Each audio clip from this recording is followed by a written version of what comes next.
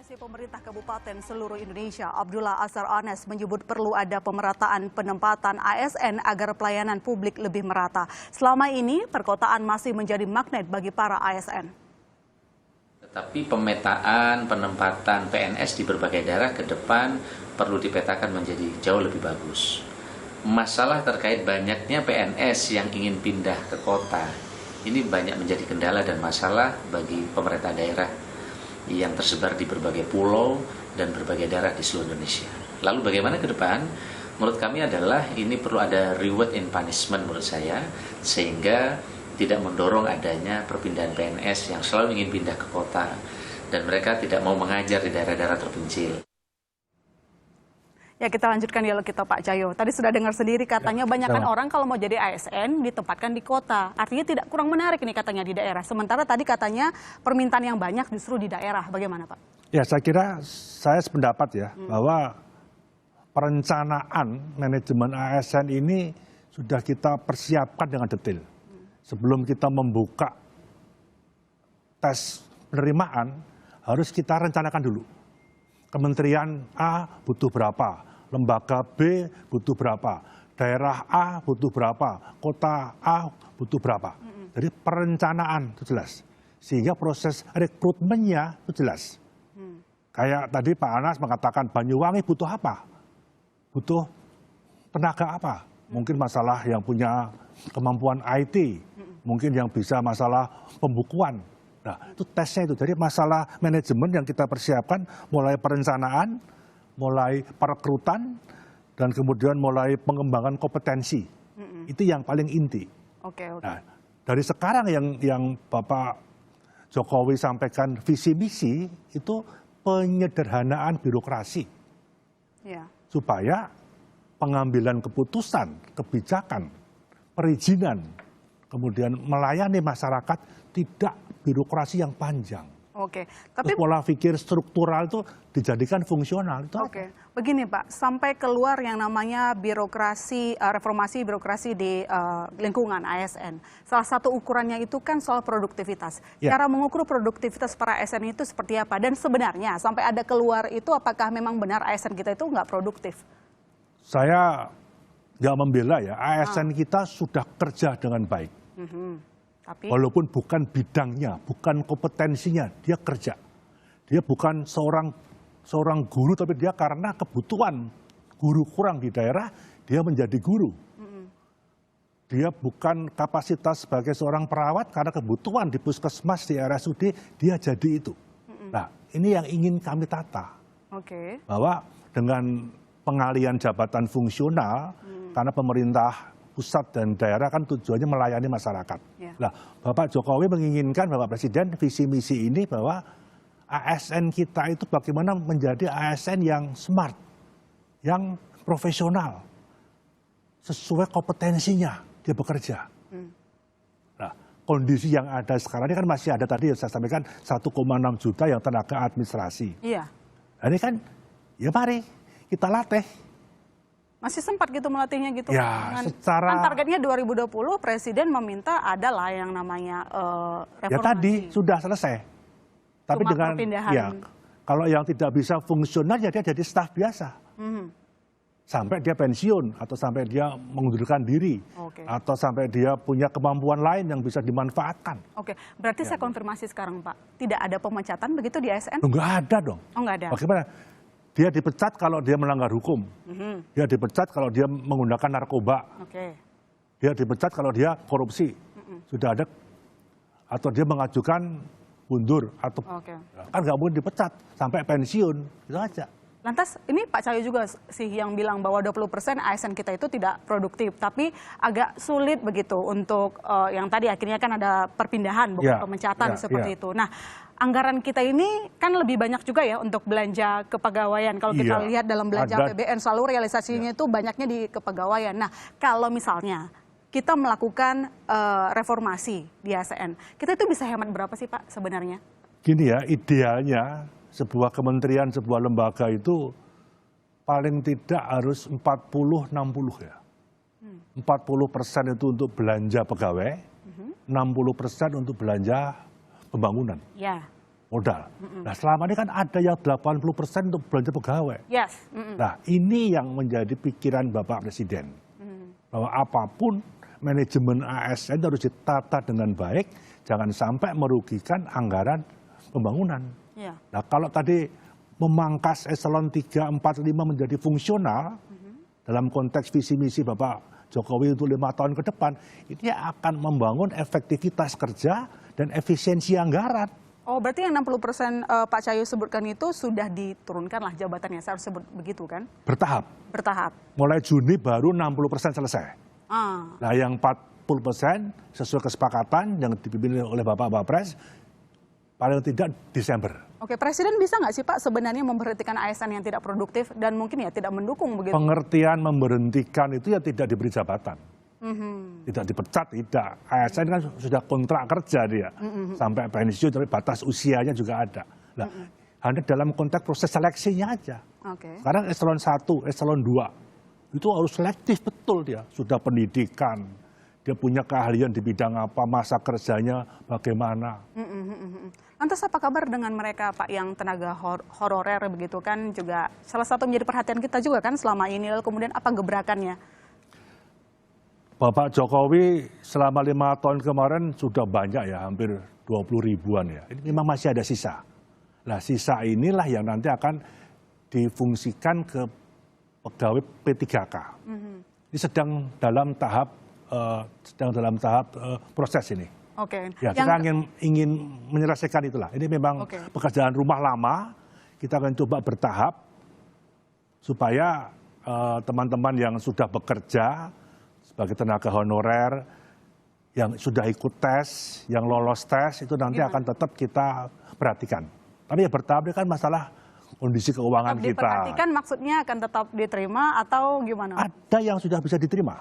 Tapi sebagian sabar dulu, ya. Karena anggaran kita gitu loh. Masalah anggaran dan sebagainya ya. Karena pegawai kita yang kemarin ikut tes 2019, sekarang juga belum selesai untuk tes-tesnya ya. Makanya tahun ini tidak. Ada hikmah dari pandemi COVID ini dengan kerja di rumah, kerja kedinasan di kantor. Itu kalau di-manage dengan baik, ini akan menjadi banyak berkurang anggaran untuk makan, untuk transport dan sebagainya. Lumayan sih ya, angkanya efisiensi kalau kita itu bisa dialihkan ke yang lain. Gitu. Pertanyaan terakhir saya Pak, apa gebrakan dari Kemenpan RB? Karena di sini kan kita lihat ada BKN juga sudah membuka CPNS tahun ini, kemudian juga Kementerian Keuangan juga demikian, tidak akan lagi menerima ASN di kementerian mereka. Lantas gebrakannya apa dari Pak Cahyo? Nah, saya kira kami hanya melaksanakan visi misi Bapak Presiden, yaitu reformasi birokrasi yang menyangkut tadi tahapannya perencanaan, perekrutan, pengembangan kompetensi, peningkatan kesejahteraan, pengembangan karier, bagaimana membangun ASN kita yang smart, ASN kita yang bekerja sesuai dengan kompetensinya, karena tujuannya adalah untuk mempercepat melayani masyarakat di semua aspek dan mempercepat proses perizinan. Kalau izin investasinya cepat, pertumbuhan daerah akan baik. Termasuk tadi yang diinginkan oleh Pak Anas, asosiasi tadi, ya harus merata. Jangan hanya fokus cuma doyannya di kota aja gitu kan. Semua sama. Ya, baik. Terima kasih Pak Cahyo atas waktunya di segmen Kompas Bisnis di Berita Utama. Yang jelas tadi yang kami rangkum bahwa ini semua tujuannya juga untuk penghematan dan untuk meningkatkan produktivitas dari ASN. Dan pelayanan masyarakat. Dan pelayanan tentu saja. Dan yang jelas memang saudara sudah tidak ada lagi. Dan new normal tadi. Dengan new normal tadi ya ASN harus tetap produktif, mengikuti protokol kesehatan dengan baik. Dan intinya kalau jadi ASN harus produktif supaya uang yang dikeluarkan oleh negara tidak sia-sia. Begitu ya Pak Cahyo ya. Terima kasih waktunya Pak Cahyo dan saudara jangan kemana. Bismillahirrahmanirrahim. Assalamualaikum warahmatullahi wabarakatuh. Salam damai sejahtera untuk kita semua. Om Swastiastu, Namo Buddhaya, salam kebajikan.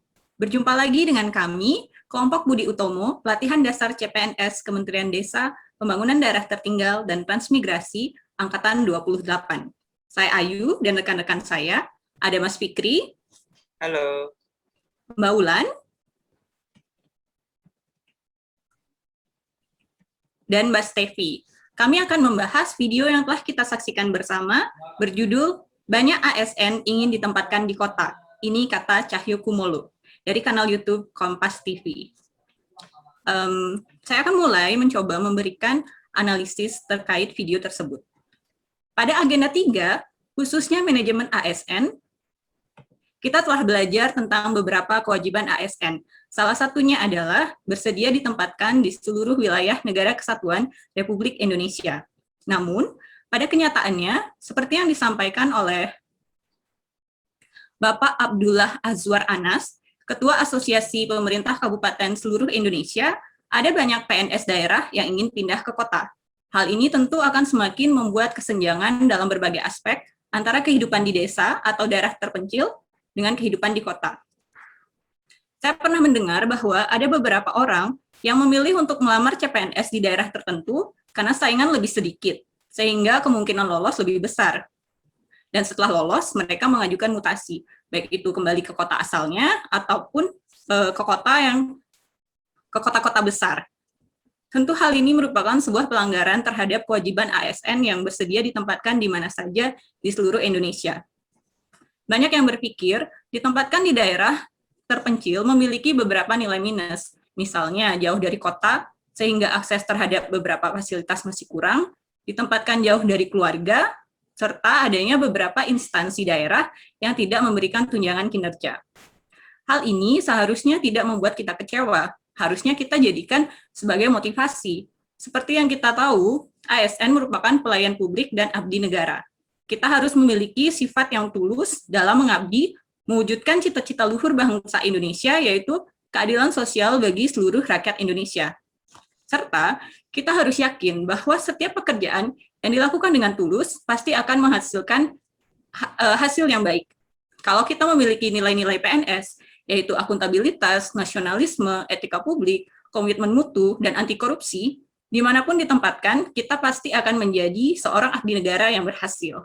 Nah, demikian dari saya. Mari kita dengarkan pendapat Mas Fikri. Silakan Mas Fikri.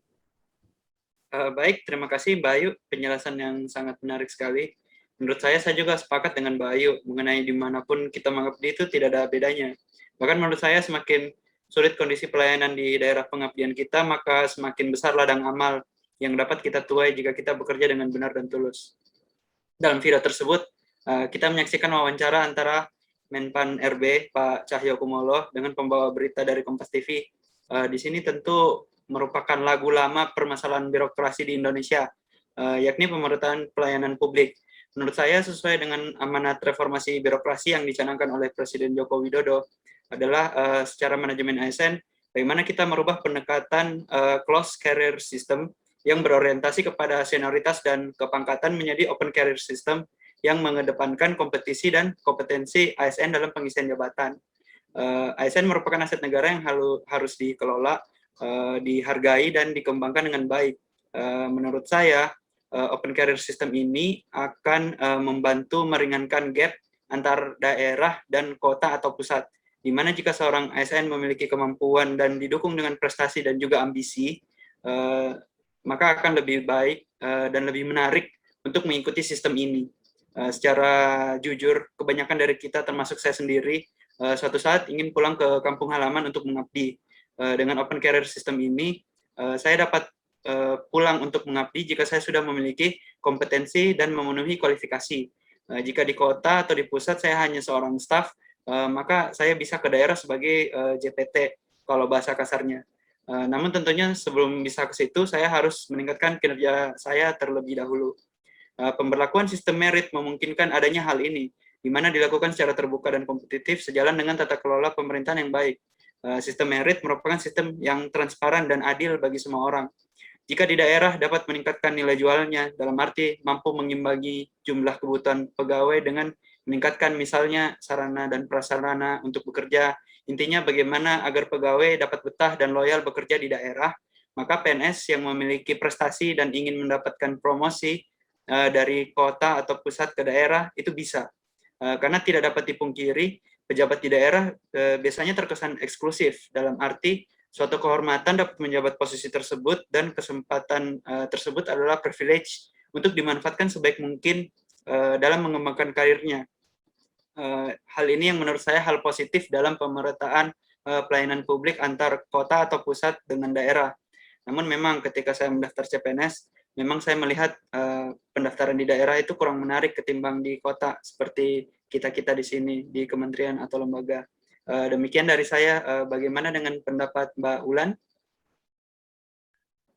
Baik, terima kasih Mas Fikri. Di sini saya mau menyambung pembahasan tentang sistem merit. Tadi sudah dijelaskan oleh Mas Fikri ya, salah satu indikator sistem merit itu terbuka dan adil. Nah, di sini juga sistem merit itu harus berdasarkan kualifikasi, kompetensi, dan kinerja adil. Sistem merit itu dapat dilakukan mulai dari rekrutmen, pengangkatan, penempatan, hingga promosi. Nah, dari video tersebut, dalam rekrutmen terhadap penyusunan dan penetapan kebutuhan, menurut saya, maka perlu diperhatikan secara khusus kebutuhan dari pegawai daerah tersebut, dimulai dari jumlah hingga kualifikasinya. Tadi di video disebutkan bahwa misalnya sebuah daerah membutuhkan banyak tenaga perawat, tapi ternyata yang dipekerjakan bukan kualifikasi perawat. Jadi menurut saya, itu harus sesuai dengan kualifikasinya, karena itu juga akan menentukan keberhasilan suatu instansi ya dalam kinerjanya. Selain itu, untuk menarik ASN di daerah, menurut saya juga perlu diperhatikan jumlahnya. Jika memang kita mau menarik ASN di daerah, maka kita dalam penentuan jumlah kebutuhannya perlu diperbanyak pembukaan CPNS di daerah. Dan pada akhirnya, pembukaan CPNS di daerah yang lebih banyak itu juga akan memeratakan pembangunan, karena pelayanan publik juga akan tersebar merata. Lebih lanjut, sesuai sistem merit juga adanya penghargaan dan reward. Oleh karena itu, untuk menarik ASN mau bekerja di daerah juga mungkin bisa kita perhatikan untuk memberikan reward bagi yang bersedia bekerja di daerah, karena seperti yang sudah disebutkan Mbak Ayu tadi, daerah pasti jauh dari perkotaan dan memiliki keterbatasan sarana dan prasarana di daerah. Mungkin bisa kita pertimbangkan untuk memberikan tunjangan kinerja yang lebih daripada ASN yang berada di perkotaan. Sekian analisis dari saya. Selanjutnya terakhir akan disampaikan oleh Mbak Stevi. Baik, terima kasih Mbak Ulan. Sebenarnya apa yang telah disampaikan teman-teman tadi itu saya sangat setuju dan memang sejalan dengan apa yang akan saya analisa di sini.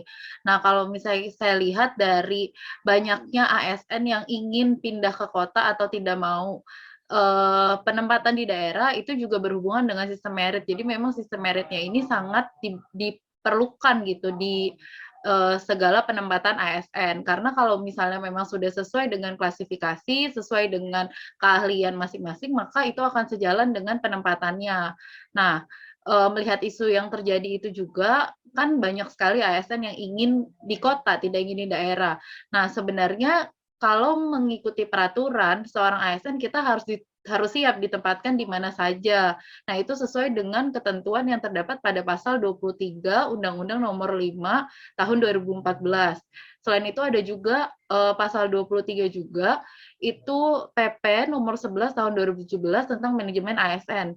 Dan itu semua membahas bahwa kita harus siap ditempatkan di mana saja. Itu salah satu syarat untuk menjadi PNS. Nah, ternyata di 2019 kemarin juga ada peraturan baru mengenai kewajiban PNS untuk membuat surat pernyataan untuk mengabdi selama 10 tahun dan tidak minta dipindahkan dengan alasan apapun. Nah, jadi sebenarnya untuk dari segi peraturan saja itu sudah jelas bahwa kita sebagai abdi negara kelak itu tidak boleh meminta dipindahkan, minta mutasi, atau minta request untuk ke kota seperti itu. Karena apabila kita merequest atau meminta, itu sudah sama saja dengan mengundurkan diri menjadi abdi negara seperti itu. Nah, mungkin untuk mutasi sendiri yang tadi teman-teman sudah bahas juga, itu bisa dikhususkan untuk beberapa persyaratan seperti klasifikasinya itu sesuai dengan jabatan yang tersedia atau jabatannya kosong. Jadi kalau misalnya memang ada jabatan yang kosong, terus persyaratannya sudah mencukupi, klasifikasi jabatannya sesuai, dan kebutuhan organisasi atau kebutuhan yang ada di daerah maupun di kota itu memang membutuhkan orang tersebut, itu bisa dilakukan mutasi. Tapi kalau memang tidak ada kekosongan jabatan atau kekosongan bangku, itu tidak boleh dilakukan mutasi. Itu menurut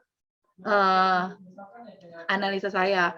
Dan sejalan juga dengan yang kata Mbak Ulan tadi, bahwa karena penempatannya di daerah harus semenarik mungkin agar bisa menarik para orang-orang kota lah, dalam tanda kutip mungkin orang daerah yang sudah merantau ke kota dan sudah nyaman dengan kehidupan kota, yang mana namanya manusia ya pasti membutuhkan kemudahan, dan di kota ini fasilitasnya itu memudahkan semua.